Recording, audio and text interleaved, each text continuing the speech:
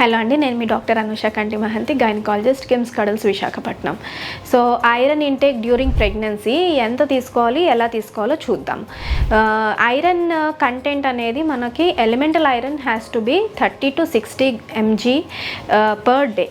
So మన food ద్వారా తీసుకోవాలంటే it is not at all possible. ఎందుకు అంటే ప్రతి ఫుడ్లోని కొంత అమౌంట్ ఏదైతే ఉంటుందో అది ఈ 60 mgకి ఈక్వల్ అవ్వలేదు.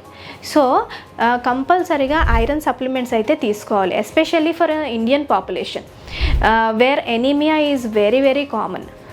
సో ఇది 375 mgలో మనకి ఎలిమెంటల్ ఐరన్ ఉండేది 30 to 60 mg మాత్రమే. So this has to be taken. So ఇది మనకి ఎలా తీసుకోవాలి? ఎంటీ స్టమక్లో తీసుకోవాలి. ఎంటీ స్టమక్లోనైనా ఇఫ్ ఎట్ ఆల్ ఎంటీ స్టమక్లో తీసుకోలేకపోతే కనుక బికాజ్ ఆఫ్ వామిటింగ్ సెన్సేషన్ కానీ ఏదైనా కానీ, సో ఇన్ బిట్వీన్ మీల్స్ అంటే పోస్ట్ మీల్ 1 or 1.5 hour తర్వాత తీసుకోవాలి. అండ్ ఇది తీసుకునేటప్పుడు ఏంటంటే మనం vitamin C if at all necessary తీస్తాము.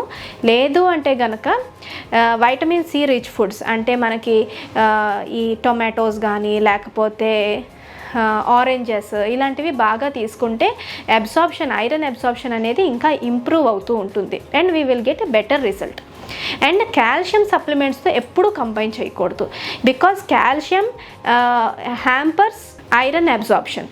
So కాల్షియంతో పాటు కలిపి తీసుకోవద్దు. And most important thing is ఈ ఐరన్ సప్లిమెంట్స్ తీసుకునేటప్పుడు ఏదైనా చిన్న కాన్స్టిపేషన్ కానీ ఇట్లాంటివి ఏమైనా ప్రాబ్లమ్స్ ఉంటే మీ గైనకాలజిస్ట్ని కలిసి ఒకవేళ ఆ ఐరన్ కాంబినేషన్ కనుక మీకు సూట్ అవ్వనట్లయితే let her change, but do not stop during the pregnancy.